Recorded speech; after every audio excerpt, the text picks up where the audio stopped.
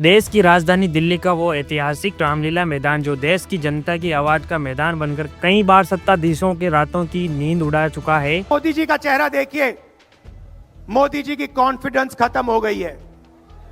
और किसी को उसी रामलीला मैदान ने फर्श से अर्श तक भी पहुंचा दिया है। दिल्ली का रामलीला मैदान एक बार फिर सज चुका है और देश की सिंहासन पर बैठे सत्ताधीशों को एक बार फिर चुनौती दे रहा है। दिल्ली की हवा में गूंजते नारे, उठे हुए हाथ और आंखों में आक्रोशी लिए सरकार को सीधे चुनौती दे रहे हैं। दरअसल कांग्रेस ने मोदी सरकार के खिलाफ वोट चोरी के आरोपों को लेकर खुला ऐलान जंग कर दिया है। वोट चोरी के आरोपों को लेकर कांग्रेस का प्रदर्शन, सरकार और चुनाव आयोग की मिलीभगत का कांग्रेस लगा रही आरोप, देश के लोकतंत्र को कमजोर करने का आरोप, जनता को जागरूक करने के लिए की गई रैली प्रदर्शन में कांग्रेस के कई शीर्ष नेता हुए शामिल। सभी नेता कांग्रेस मुख्यालय में एकत्र हुए और फिर रामलीला मैदान पहुंचे। संसद भवन से उठी वोट चोरी के खिलाफ विपक्ष की आवाज अब सत्ता के गलियारों से होती हुई सड़क पर उतर आई है। कांग्रेस ने आज सरकार के खिलाफ मोर्चा खोलते हुए ऐतिहासिक रामलीला मैदान में सरकार पर वोट चोरी का आरोप लगाया और सरकार के डीएनए पर सवालिया निशान भी उठाया। साथ ही कांग्रेस नेता राहुल गांधी ने वोट चोर गद्दी छोड़ का नारा भी जनता से ही लगवाया।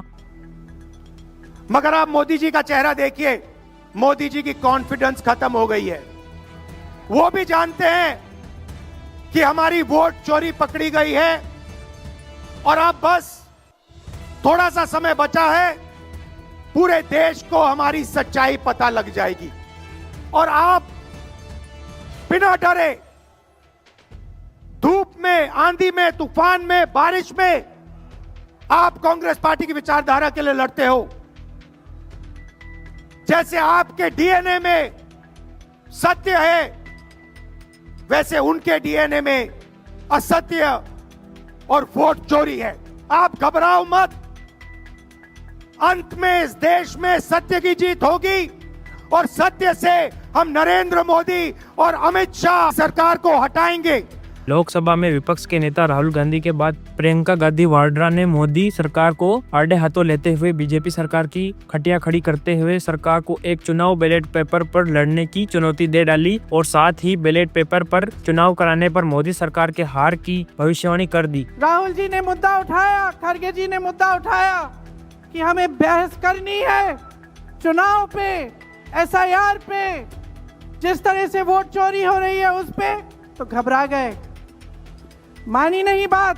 अंत में जाकर कैसे माने कि हम वंदे मातरम पर भी चर्चा करेंगे। तो हम संसद में ये बहस करते रहे कि राष्ट्रगीत किसका है, राष्ट्रगीत कैसे बना, राष्ट्रगीत क्यों बना, और जो बड़ी बड़ी समस्याएं हैं जिससे आप जूझ रहे हो, बेरोजगारी, महंगाई, पेपर लीक, उसके बारे में चर्चा करने की हिम्मत नहीं है। हिम्मत क्यों नहीं है? क्योंकि अगर इनको एक असली चुनाव लड़ना पड़े, मैं चुनौती देती हूं, एक सही चुनाव लड़ लें, बैलेट पे लड़ लें, तो ये खुद जानते हैं कि कभी नहीं जीत पाएंगे।